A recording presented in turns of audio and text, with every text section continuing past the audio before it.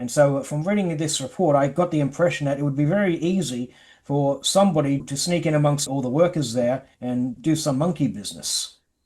There was a section towards the very end of this report where he's talking about the batteries. The batteries on pad and also on the command capsule. Now, just for some context here, usually the Apollo Commander Service Module, they only use fuel cells, which are located, of course, in the service module. Once the service module jettisons, it runs on batteries for re-entry. Now, here he's writing about the battery laboratory. This is page 55. This is dated July-August 1966. Battery laboratory. This area is where the spacecraft batteries are stored and charged. It includes test and flight batteries. The battery chargers were in below average condition. The equipment in the room was not identified properly. Battery records were unreliable. Some records were kept on scraps of yellow tablet paper. They were official.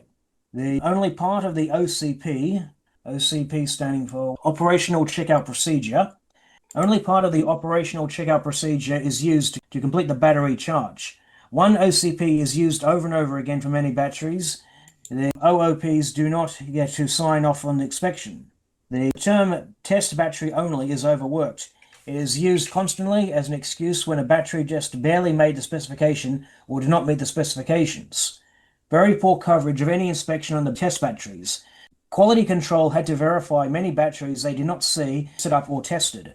Batteries do not receive proper care or handling. TPS were not properly used. Procedure error in them was common. Robbing of electrolytes from other batteries when the original electrolyte went bad. Use of old and moldy electrolyte in batteries. TAIR books in area not kept up to date. Required voltages and amperages deviated from. Loss of batteries due to improper procedure, lack of qualified technicians in the area. Second shift lead man did not know the first thing about handling or shipping batteries. Some batteries that were borderline were released for use in short time weren't back in the lab because they were not within spec. He goes on to say, I took many of these problems listed on the previous page to my supervisor through the leadman. I got my fingers slapped and was told, stay out of the battery locker. I did not understand this, and neither did the lead man. There was no explanation as to why the lab was operating in the condition it was. I asked them why we were receiving inspection time charge in the battery lab, but never did I get an answer. Now, keep in mind everything I just told you, because things I found looking through Casing's papers. Whilst I was looking through Casing's personal files and research materials and everything, I came across this article that appeared in The Star, which I understand is an Indiana-based magazine. This article is from 1999. It's titled, My Astronaut Dad Was Murdered, and it covers an inspection that Scott Grissom had done on the Apollo command capsule that his father died in. He was granted access to the capsule at Langley Research Center. He did some investigation of his own, and I'll just read an excerpt here as to what happened, what he found rather, I should say. Scott Grissom, 48, told Star that he now believes his father, who died with 2 other astronauts in the fire on the launch site 22 years ago, was the target of a chilling conspiracy aimed at preventing him from becoming the first man to walk on the moon. And he charges NASA with covering up the secret sabotage that was the real cause of the fire that killed the 3 American heroes. My father's death was no accident. He was murdered, Grissom says in the explosive interview. He was killed by someone who knew exactly what they were doing. I know Americans don't want to believe our government could do such a thing, but they have done before many times. Our whole national pride and status as the world power was at stake, and someone did not want my father to be the first man on the moon. Never did NASA get over the flap when Grissom's previous spaceflight sank to the sea and was lost. They blamed him for the loss. This is referring to his Mercury flight. I mentioned before how Gary Probst didn't realize that the door on Apollo could not be jettisoned explosively. The same cannot be said about Mercury and Gemini. On those flights, you would have an emergency hatch. If something went wrong in a fire, you just pull the hatch and it will blow. On Grissom's Mercury flight, the door blew prematurely and it flooded the capsule and it caused it to sink. They blamed him. Initially, they tried to blame him for panicking and blowing the door, but obviously that was proven to be unfounded. Getting back to what Grissom writes in this thing, at some level, Gus Grissom was determined to be expendable, and I mean to find the person responsible for his death and bring him to justice. He goes on to explain how he found evidence of sabotage. This is what Scott Grissom says. On a charge switch panel the astronauts used to control the spacecraft, I found a metal plate that had been fabricated to fit behind one of the switches. There was no doubt in my mind that this metal plate caused the short that in turn ignited the spacecraft. This plate, he concludes, was wired to cause a fatal short when the power in the spacecraft was switched from the external power source on the pad to the batteries in Apollo 1. NASA knew about this and covered up Grissom charges. There were very few people with access to the Apollo 1 on the pad, and NASA could easily narrow down who was responsible. That's what he says there. So I find it interesting that he concludes, okay, this was designed to trigger a spark once they were switched over from the pad power to the batteries. And after thinking about everything that Barron had written about, all these problems they were having in the battery labs, people coming and going and making changes and this and that without any proper documentation, and Barron himself being chastised for bringing the matter to his superior's attention. It makes you wonder, doesn't it? So the same thing happened to Thomas Barron, didn't it? It happened to Gus Grissom. He's no longer with us. No longer with us. Bumped off.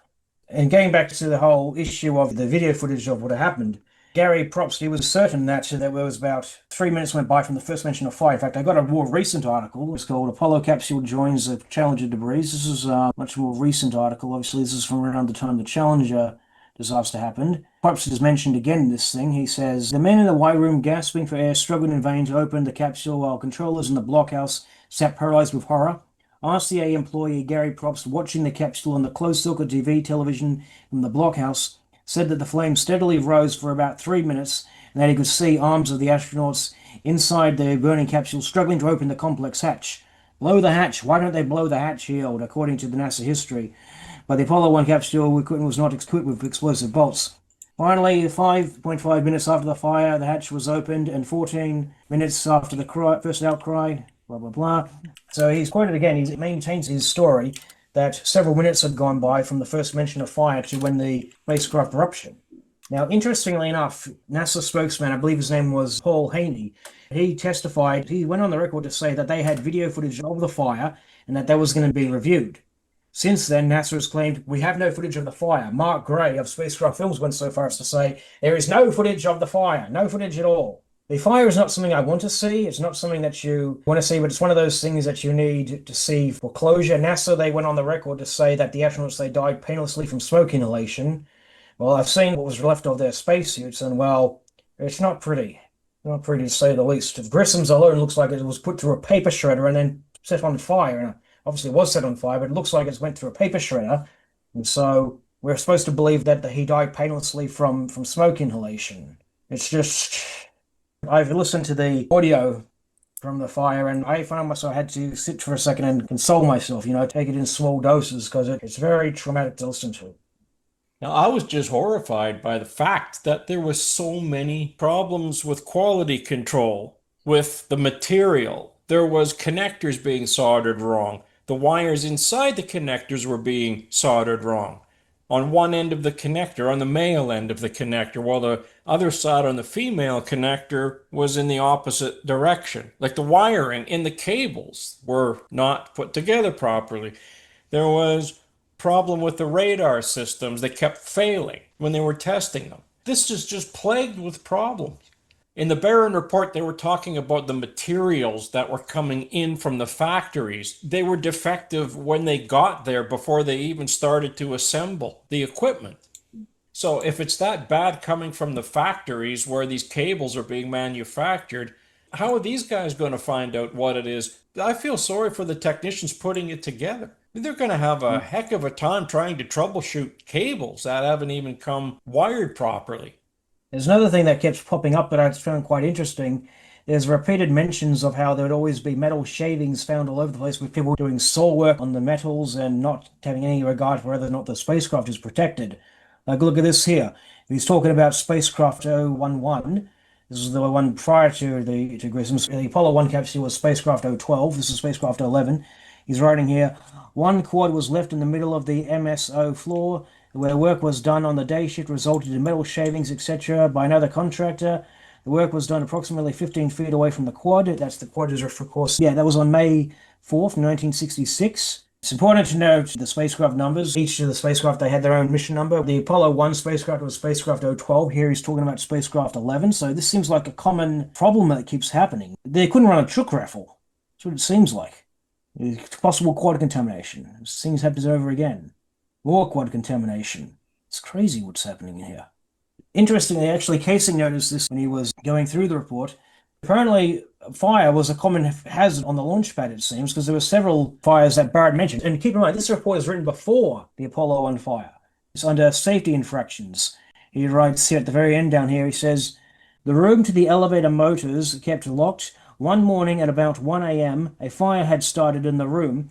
I could not get into it to see what was burning. We had to get the contractor people on the pad during the shift. People constantly lock the elevators into a fixed position. As many as 3 elevators have been out of commission at the time on the gantry. Yeah, he's talking about as well, people basically be a bunch of pranksters, press every button in the elevator and stuff, which he says that would be a serious problem if there was a fire. He also goes on to say here, an alcohol fire on the pad could have been avoided with no effort at all. The engineer conducting the test in progress should be constantly been aware of the fact that welding equipment in the operation and alcohol do not mix. This accident could have been much worse. He was talking about an incident where a guy got burned by an alcohol fire. It's astonishing. Obviously, we knew about the Apollo 1 fire, but several fires that happened on the launch pad prior to that. What was the date that Barron presented his 500-page document?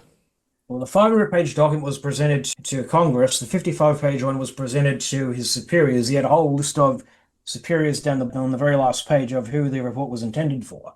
So, very short period of time after he went to Congress, he was killed. You have January 27th, 1967 is the Apollo 204 mission, or Apollo 1, when it caught fire and killed Grissom, White, and Chaffee. And then Barron was killed April 28th. So he must have presented that document within that time period to Congress. Yes, he testified on April 21st. And interestingly enough, as I said, one of his witnesses was actually called in immediately after his testimony and basically denied everything that he had said. He died within a week after his presentation to Congress. Exactly. So there was a hell of a lot of monkey business going on. That's where one big monkey comes in, the monkey business in January through April of 67. Well, they were down to a time crunch, weren't they? They had to be to the moon by the end of the decade, and they didn't have anything that flew. None of this stuff, if you take a look at the handwritten documents from the workers there and all the problems they had, my God, they weren't even close. Well, they're not even close today. That's the problem. Those workers were in an absolute impossible situation because they were asked to do something that could not be done. And that's the same problem they're having today. I mean, they can hire whoever for NASA to direct the bloody thing. And if you ask them to go to the moon, well, no. Like, how do you do that? Right? Because they still have the same problems today, and they still haven't resolved any of the problems from the 1960s today. Amazing how Donald Trump gave NASA the money that they needed to get to the lunar surface in his first term. So why didn't they take the offer then? If it was so easy, come on. He offered them unlimited funding to do it, and they just said, well, we really don't have the technology to do that. I wanted to get back to Holmberg's testimony. Casing noted something interesting that happened during the testimony. This is a quotation from Casing's book. He presented the transcripts of both Barron and Holmberg's testimony. He first states he came on his own free will. Then he says, well, I was right outside the door and it was time for me to come to work now. But a few seconds later, the real reason emerges in the form of Robert Smart. He was this official at North American Aviation.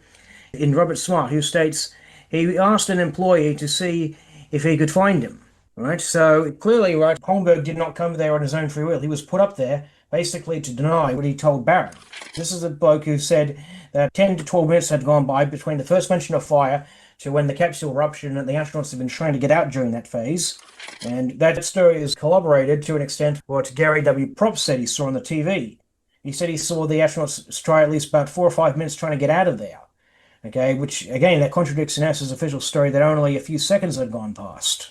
In the Phillips report dated December 1965, it highlights many of the same problems that Barron had noted as well. Now keep in mind, General Sam Phillips was essentially the head of the Apollo program.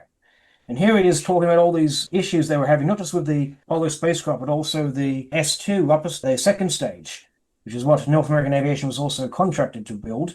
Then Casing shows Barron's report, at least just under half of it. And he also has several pages where he cross compares excerpts from the report, from both reports, I should say, talking about life support systems, talks about the quads, talks about the water glycol system. It goes on and on like this. And at the end, right, he scrutinizes Holmberg's reasons for being there because his story seems to change in a matter of minutes. His reasons to being there. Oh, I came here on my own free will. Oh, it was my turn to come here now. No, somebody came to get me. The fact that they had this upper level fellow from North American Aviation, Mr. Smart, coming to find him, quote, to bring him over there, that says a lot. Clearly, somebody higher up at North American Aviation brought Holmberg into the hearing to basically dispute what Barron was saying. And then, of course, a week later, Barron died in the crash. Some claimed it was suicide, but that was quickly disputed. He was seen washing his car the day shortly before he had that fatal crash. Who washes their car if they're going to go commit suicide? Not if you have two other people in the car, that's for sure. Yeah, he had two stepdaughters and his wife. One survived and one was killed. I believe she was 4 years old, the one that was killed, and the one who survived was 7. Wife Marlene and stepdaughter Penny, aged 4, were thrown from the car and killed. A second stepdaughter, Robin, 6 years old, remained in the car and survived. She was in serious condition at a nearby hospital. Another thing that's worth noting as well is that the locomotive that hit him was from a NASA facility. It was owned by NASA. It was a NASA train. Was he driving a NASA-supplied vehicle as well? That'd be I wonder. interesting. Well, Marcus, what do you have to say about it? I think it's quite revealing because don't forget, this was also the time that the Vietnam War was being ramped up by Johnson. He was doing exactly the opposite of what John Kennedy wanted, which was to remove American troops from Vietnam. Johnson, following his promotion to president, immediately upped the number of troops that were in Vietnam. And he was also dealing with this whole Apollo stuff. But don't forget, Johnson was senator for Texas, where the command center was, or the control center at Houston. So Johnson had a great deal of influence. He was known for being able to influence things. He was a very aggressive senator, diverted a lot of funding to Texas, which is the purpose of being a senator for a particular state. You would divert funding from Congress to your state. So you get kudos for it, and you get votes for it. That's how American democracy works. This accident with this train, whether it's a NASA-dominated engine, I don't know. That's what Jarrah said. There was a link between the train and NASA. Curious facts lead credence to foul play scenario. The train that Barron struck had been dispatched from a NASA facility. And interestingly enough, it only had the one rail car. You know, some people claimed, oh, he was trying to make it across the railway tracks in time. Well, first of all, this guy is a safety inspector. I think he would know better than to try and beat the train. He wanted to get across. I'm pretty sure you could wait if it's only got the one rail car. Wait for it to cross by. Exactly, because we're told the road ran parallel to the railway. So Barron would have been aware there was a train quite close to him. Would he really have taken the risk of trying to get across in front of it? It makes no sense. Not with a bunch of people in a vehicle. Remember that video that you and I were watching? It was on Barron. Those guys in France did that whole thing on Barron. They did the graphics of the tracks. Yeah. They recreated the whole scene, and they said it was impossible. There's another thing we found curious about that track. Barron, he actually gave his address in his testimony, right? If you look up his address versus to where the train tracks is, you actually have to cross a water bridge just to get to it. I mean, if you're going to commit suicide, you would think it would be much easier to just drive the car into the water off the bridge or something. This was just to get hit by a train. And how many people determined to commit suicide take their whole family with them? That makes no sense at all. There are people who have shot their family and then themselves, but I don't think they intended to commit suicide on the first act. I just looked up the Vietnam draft, and of course, Kennedy was dead. Johnson was in power when the draft came into effect. Total of 2.2 million men were drafted. There's this one page on the report that actually kind of amusing, rather. Incident report, November 1966. What happens to people, how they act because they have no procedure or poor procedure to instruct them. Here is one case where you can decide for yourself. A hot water heater that had been locally purchased for use with the life support system building had failed. It had burnt out electronically during installation. By using a new procedure, he says here, It was delivered by the Expedia for using the site. It seemed an argument ensued as to where the heater should be put. Normally, it would be kept in Mel Benner's office. For some reason, he did not want it in there. Well, personally, I wouldn't want it there myself. It caught fire the last time.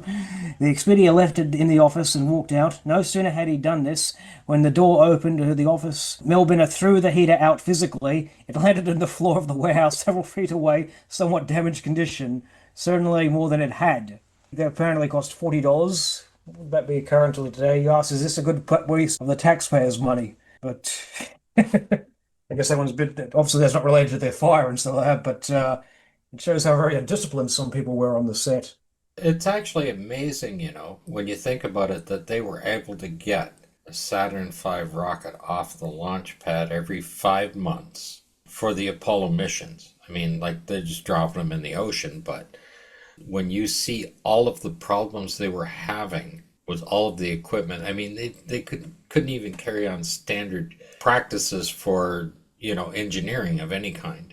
How the hell would they ever use any of those batteries if they actually got to the moon? You Well, the imagine battery is what a only mess they'd supposed to be? be used for the re-entry phase, as I said, because normally you would have the fuel cells in the service module providing all the power. Of course, once you jettison the service module, you've got to get power from somewhere, so that's what the battery is supposed to be for. But the fact that they had all this monkey business going on with the batteries, and Barron was chastised for bringing it to the supervisor's attention, and now Scott Grissom finds evidence that they had wired in this metal plate to trigger a spark once they switched over from the external to the spacecraft batteries. It really does raise some question marks about this. Yeah, here's one here on page 41. Safety infractions. Immediately after discovering an N204 flex line located on the 7th level of the gantry on pad 34, a technician walking about 15 feet away lit a cigarette. He walked 50 meters away from this nitrogen tetroxide line and lit a cigarette. So that's a disaster waiting to happen. I mean, even the Soviets, I remember the only reason Valentin Glushko and Mikhail Yangel survived the Nedelin catastrophe is because they had the good sense to actually vacate the actual entire launch site to light a cigarette when the rocket blew. I mean, here, they're just 15 feet away. It's insanity. That's in the photographs, you can see the cigarette butts in the clean room, for Christ's sakes. There's cigarette butts.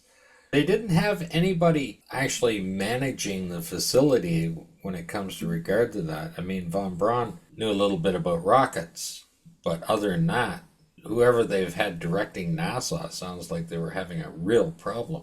I mean, people showing up to work drunk.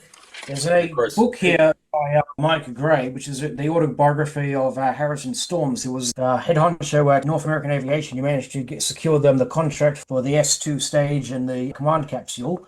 Interestingly enough, this is what they say regarding the fire, but rather the pressure that would have been in the capsule.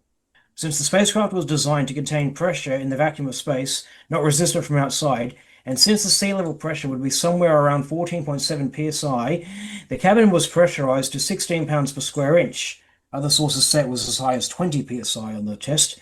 Unfortunately, this factor was simply the end result of a string of logical decisions and not something that anyone had planned for.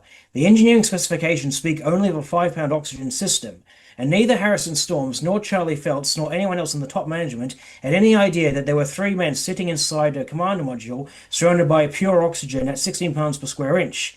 If Toby Friedman had discovered it, he would have grabbed the phone and screamed at them to hold everything. Toby was a doctor, and every doctor knows of hospital horror stories involving oxygen fires. True, Toby had signed off on the idea that pure oxygen was being the command capsule, but only at his insistence, and then he was under the impression that they were talking about oxygen at 5 pounds psi. At 5 pounds, the pressure inside the command capsule in orbit, a lighted cigarette would merely burn rapidly. At 16 pounds, the cigarette would vanish in a flash, along with your hair and all your clothes as well. So the take-home message here is now they're claiming that none of them were aware they were going to be doing this test at 16 pounds per square inch. But that is not true. Bill Casing actually found a paper. This is by a fellow by the name of Frank Hendel, Journal of Spacecraft and Rockets, that one. This is the July-August 1964 issue. The article is titled Gaseous Environment During Space Missions. It's written by Frank J. Hendel. All right, and I'll just give you his little bio down here. Dr. Hendel is a staff scientist with the Apollo Space Science and Systems. He has been associated with projects Apollo, Nuclear Saturn, Space Station, Lunar Base, and Martian spacecraft prior to joining North American Aviation. This guy, he's working for the company that built the command capsule. On page 361, he writes this: pure oxygen and 5 psia. This system is free from the Benz problem. The Benz problem, of course, if you've got a sea level atmosphere cabin. And it is less complicated than the two-gas system because gas components does not have to be controlled, blah, blah, blah, blah, blah. On the other hand, it presents a fire hazard, which is especially great on the launching pad when the cabin is purged of oxygen at 14.7 psia. During ascent, the oxygen pressure in the cabin is slowly decreased to 5 psia, decreasing the fire hazard. Even a small fire creates toxic products of combustion, hence fire prevention and measures and/or firefighting equipment are mandatory. However, no firefighting methods have yet been developed that can cope with a fire in pure oxygen. The best way to extinguish such a fire is by a rapid decompression to 0.2 psia or less, but donning of a pressure suit takes approximately 5 minutes. A pure oxygen environment also reduces the life of electronic equipment. Oxidation of organic materials in pure oxygen is enhanced by energetic photons emitting trace contaminants. So basically, he's literally saying right then and there that yes, they know that oxygen at that kind of pressure will be hazardous, and that the kind of pressure exists on the launching pad. Now, of course, in the case of Mercury and Gemini, which is what they would have been flying with or building at the time when this report was released, as I said, you had a hatch that could be jettisoned explosively. So if you had a fire on Mercury or Gemini, below the hatch, poof, all the pure oxygen gets sucked out of the spacecraft and you starve the fire of its fuel. But that wouldn't be the case on Apollo 1 because the door that they had there, it could only open inward. It didn't have any explosive bolts to jettison. And interestingly enough, it was actually the first time that door had ever been used. Referring again to Mission to the Moon by Kevin and Harvey, they write here, it was the first and only use of a three-piece spacecraft hatch. A new unified, much safer hatch designed for the next generation of Apollo spacecraft was already under testing. Speaking along those lines, I got this book here by Gordon Cooper. Right, he has a section about that particular hatch that they were going to use. One thing I would like to add is this. How can these guys come to work on the launch pad, inebriated, and be playing around with liquid oxygen and liquid nitrogen and whatever other fuels they're playing around with there? If you're trying to fill the main tanks on a Saturn V vehicle, you're going to want to be sober. I mean, that's dangerous. And then these guys walking around with lit cigarettes? Play stupid games, win stupid prizes. Here's what Gordon Cooper had to say about this, about the door. Another piece of bad luck for Apollo 1. Its hatch took 14 different turns and other procedures to open. In such an emergency, it was practically unusable. A new hatch had already been redesigned for greater safety, and this was to have been the last time the old hatch was used. Keep in mind, it was also the first time they had used it. Okay? And this was to have been the last time the old hatch was used. As soon as Apollo 1 went into its final rehab for its upcoming mission, the old hatch was scheduled to be replaced with a newer hatch, which could be opened within 20 seconds. The new hatch, which Apollo 1 would have flown into space with, probably would have saved Gus, Ed, and Roger. The door they had there was the first time they've ever tested this thing, the first time they ever used this kind of door, and they already had plans to put a new one on there, which they would have flown with. So why wouldn't you just wait until you got the new door put on there? And it should also be noted as well is that usually the plugs out test doesn't require the astronauts to be sealed in there with pure oxygen. The plugs out test is simply to make sure that the spacecraft could operate under its own power with all the umbilical lines connecting to the launch gantry removed. Usually if you wanted to do a pressure test, you would do that separately. You would seal the capsule, bump up the pressure inside and see if it holds, right? Now, so they say, oh, well, we save time by doing the pressure test and the plugs out test simultaneously. If that was the case, you would use air, not pure oxygen, to do that as a safety, especially considering that that this is a fire hazard. Not to mention as well, there's the fact that there was several fires prior to the Apollo 1, run by various US Air Force and various other research facilities that they had done all these tests with pure oxygen, and many of them turned into a disaster. 2 people actually died in one of them, if I recall correctly. And in one of them, this was a test at the Air Force Base. What happened was that a guy was changing a light bulb, and the spark happened. This was only at 5 pounds pressure. It triggered a fire, and his clothes started to go up in flames. Some guy runs up with an asbestos blanket to try and extinguish the fire, and what happens? The asbestos blanket goes up in flames and pure oxygen. There are several materials that would normally be considered not really a fire hazard, that become combustible in pure oxygen. I've always had a problem with the Apollo 1 because it's sitting on top of a Gemini first stage. So it's 200 feet in the air. Not only does it not fit up there, it doesn't actually belong there. And the tests that they were doing doesn't mean that they could have done it in the shop. They didn't have to take it even outside. And to get the proper pressure inside the suit, if they're dropping down from atmospheric pressure to 7 psi that they want inside the craft, they need to put it in a vacuum chamber to get rid of the outside 14.7 psi. They're not going 7 psi above atmospheric pressure. When it caught fire, it shot up to about 29 psi, and it blew. So that's just over twice atmospheric pressure. Yeah, well, that certainly isn't strong enough to handle the vacuum of space. Space.